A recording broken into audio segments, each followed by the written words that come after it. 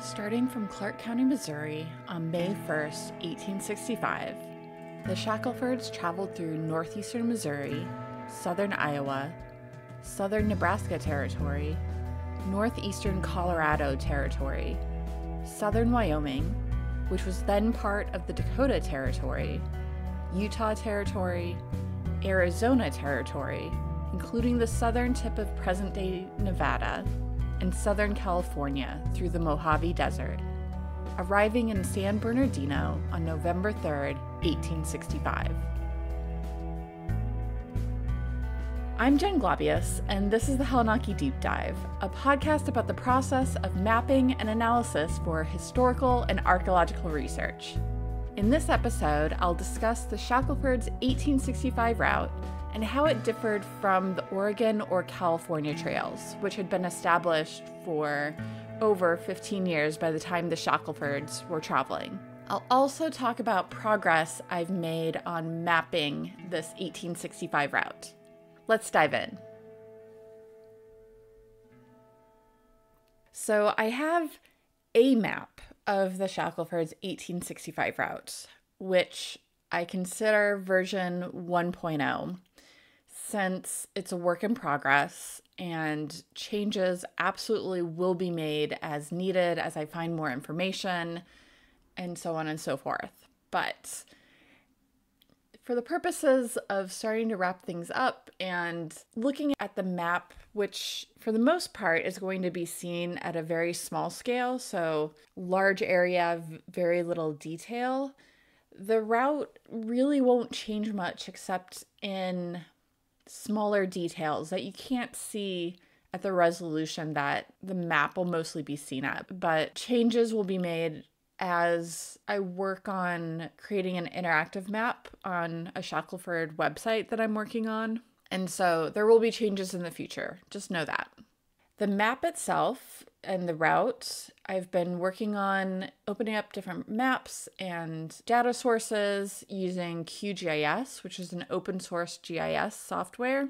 The route itself is saved as a GeoJSON file, which if you know anything about GIS, you're probably more familiar with a shapefile, which requires multiple files to actually display properly. A GeoJSON is a text file, but it has the advantage of only being one file and containing any information about the coordinate system or datum within the file itself. GeoJSON is also very accessible and easy to use and will be usable in the interactive map I'm planning on. So let's talk a bit about the route and how I figured out the route.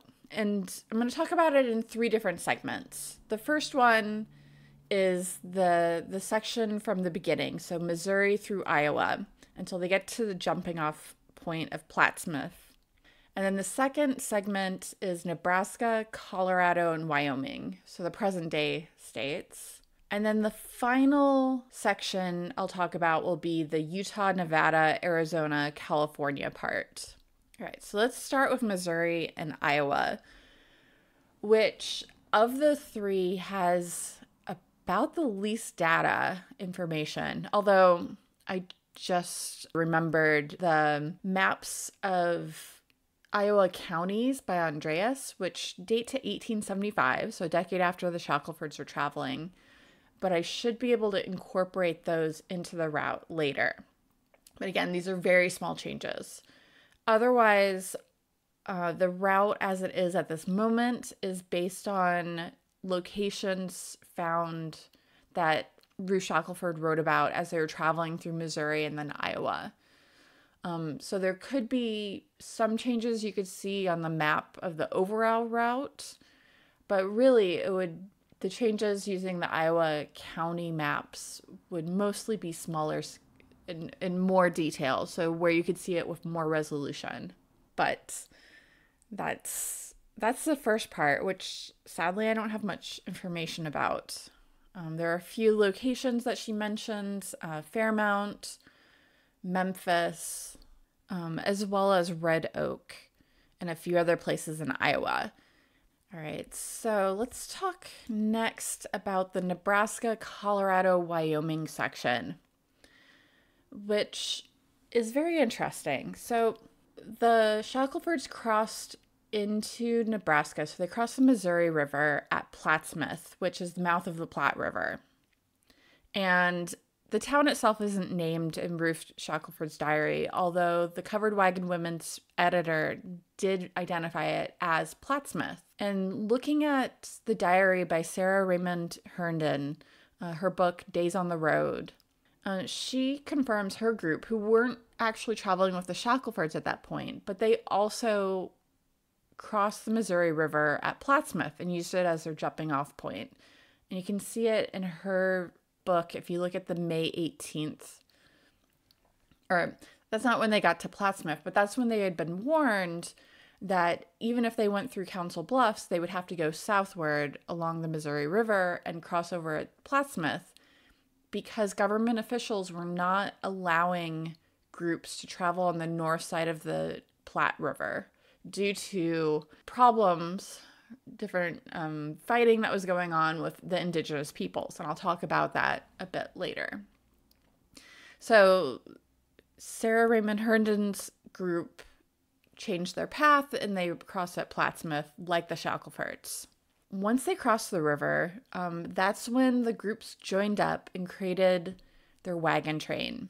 And the route that they take, reading what Ruth has to say about their path, they did not follow the Platte River completely from Plattsmouth, which was called the Oxbow route, because the Platte River forms almost an oxbow, kind of a northerly loop. But instead, it seems like they followed a cutoff that had been established by 1861. That was sometimes called the Nebraska City Fort Kearny Cutoff. And so it cut some of the time. They didn't have to follow the Platte River the entire way. But for a while, I was having trouble figuring out where this cutoff was. I saw references to it, but had problems actually finding where this cutoff was, because any maps of it were done at, again, a very small scale. So large area, little detail, which is not great. Usually you want more detail than what the resolution you're going for, if possible. Other things about the route through these areas is that it didn't really seem to follow the Oregon Trail. So, and this was not along the Platte River. So once they rejoin kind of the Platte River Road after this cutoff, they go along the south side of the Platte River, and that's very standard. Most of the roads, except for the Mormon Trail, followed the south side of the Platte River. But the Shackelfords didn't stay on the regular route, which cut across and headed north either in very western Nebraska or in Colorado, northeastern Colorado, and then would go up by Chimney Rock, which the Shackelfords did not do. Instead, their path was much more southerly. And so I looked in a few books and was able to find some information. One indication of this route would be more southerly, and then it became part of the Cherokee Trail. There's actually a reference to a map by Grace Raymond Hubbard, who had a map of the Oregon and Overland stage trails. And the stage trail is important because both Sarah Herndon and Ruth Shackelford mention stage stations at various points along this path. Ruth mentions them later than Sarah did. Sarah mentions them all across while they're going through along the Platte. So it seemed likely that there were stage lines, that they were following the same road. And so I ended up looking for information about the stage lines. And I was able to find a clue about where to look for information from a publication of stage lines in northeastern Colorado.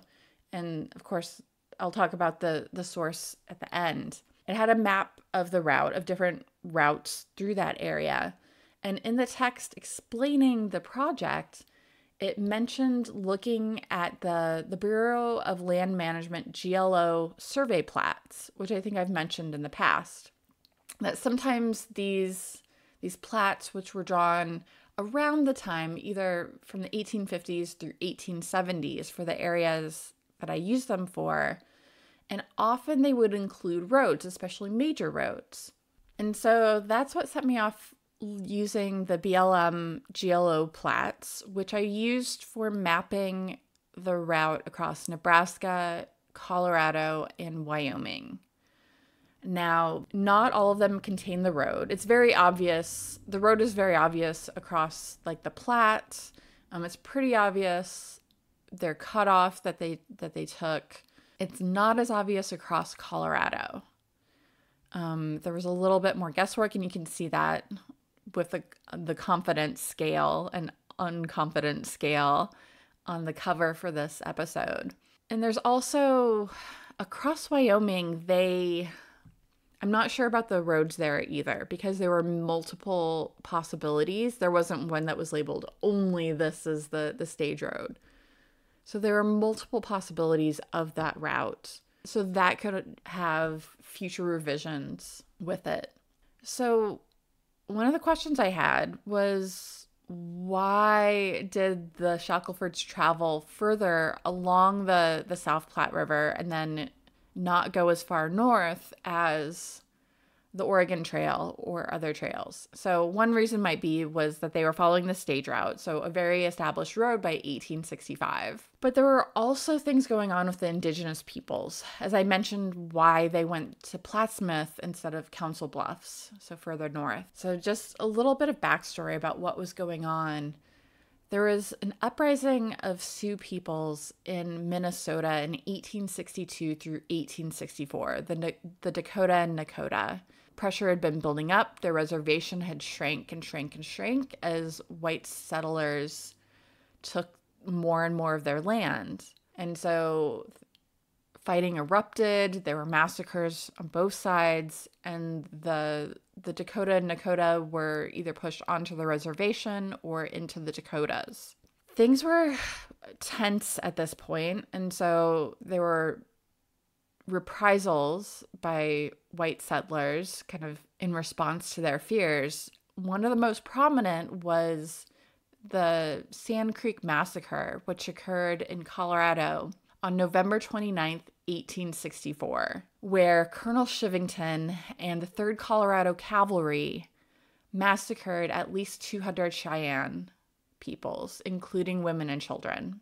And so this event so angered the Southern Cheyenne, the Arapaho, and the Lakota that they responded by raiding along the Platte River. So along northeastern Colorado, along this trail, and into what is Nebraska, along the Platte River. They attacked different stations that have been recorded. They also attacked near Julesburg, Colorado, so near Fort Sedgwick. And the after effects, so their attacks would have been in like January, February, earlier in the fall of 1864, the winter of 1865. And then the indigenous peoples headed north towards the Black Hills in South Dakota, what is now South Dakota. So by June of 1865, Ruth, on the 24th, she mentioned this fort that had been destroyed along with a wagon train near Julesburg, so just on the western side of Julesburg. And there were mentions all along this time of like different groups of soldiers escorting indigenous peoples like to Fort Kearny or going to fight them. And the path along the western Platte and then into Colorado and what's now Wyoming was probably the most tense, because that's where there had been fighting. Of course, the Shackelfords group wasn't affected at all. Thankfully, they weren't attacked, but that's some of the background. So because of this fighting that was going on, groups weren't actually allowed to go the more northerly route, so near Chimney Rock at that point. So instead, they took a route that took them by Julesburg, Colorado. They crossed the South Platte to the north side at Fremont's Orchard, and then headed along the Cashlapooja River into Wyoming, the Laramie Plain. They went by Fort Halleck and then took a more southerly route than the Oregon or any of the other trails to Fort Bridger. Some of these places that they went by, like Fremont's Orchard, isn't very well marked. They crossed on July 1st, 1865. One of the other well-known stations along this route, still in just south of the border with Wyoming and Colorado, is the Virginia Dale Station, which I think the Shackelfords passed on July 10th. The station was only active between 1862 and 1867. And so they passed through this, but I think it's on July 10th, since Ruth Shackelford mentions going by a station, but doesn't mention it by name. Fort Halleck, which the Shackelfords passed through on July 19th, again, was only in operation for a short time, July 1862 to July 1866. So the next year it was shut down. And as I said, the path through central and western Wyoming, where there aren't many waymarks and there were many roads on the Platts, might definitely need more refinement. The third section, Utah, Arizona, Nevada, California, it starts off, I was able to use BLM GLO Platts to get to Salt Lake City. So continuing along the path, there were some roads, extra roads, and so I'm not entirely sure about the route, but it seems plausible. And again, at the resolution, most of you will see the map. At this point, it works. The rest of the route, I was able to use two different maps that contain locations that Ruth Shackelford wrote about to actually map out the path for the Shackelfords. So the first was 1872 map by Wheeler that was Salt Lake City to southern Utah. And on this map, I was able to place the route from Salt Lake City to Provo to Salem, Nephi, Fillmore, Parowan, and then St. George at the very southwestern tip of Utah.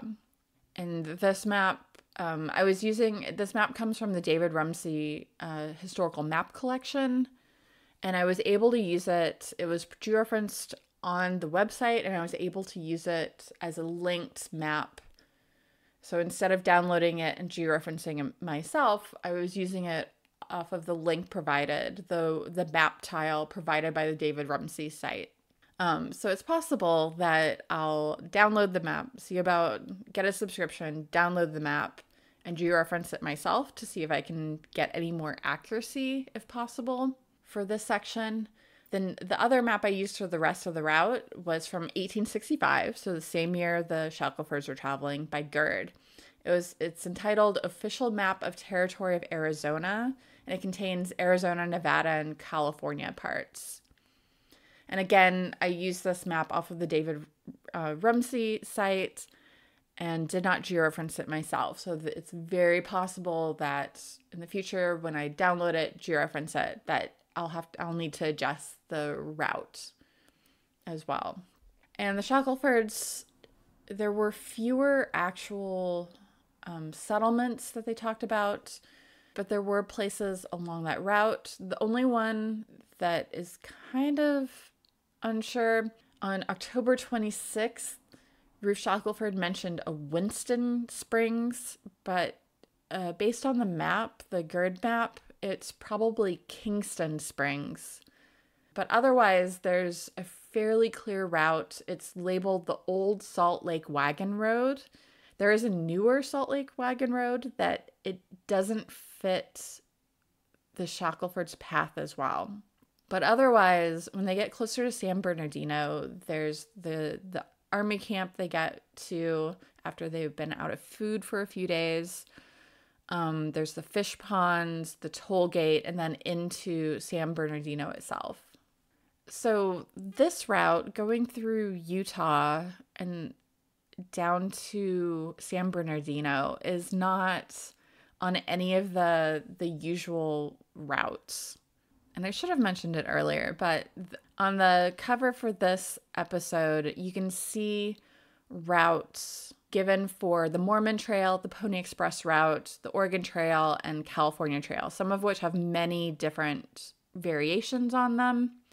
And these routes are from shapefiles I downloaded from the National Park Service GIS data.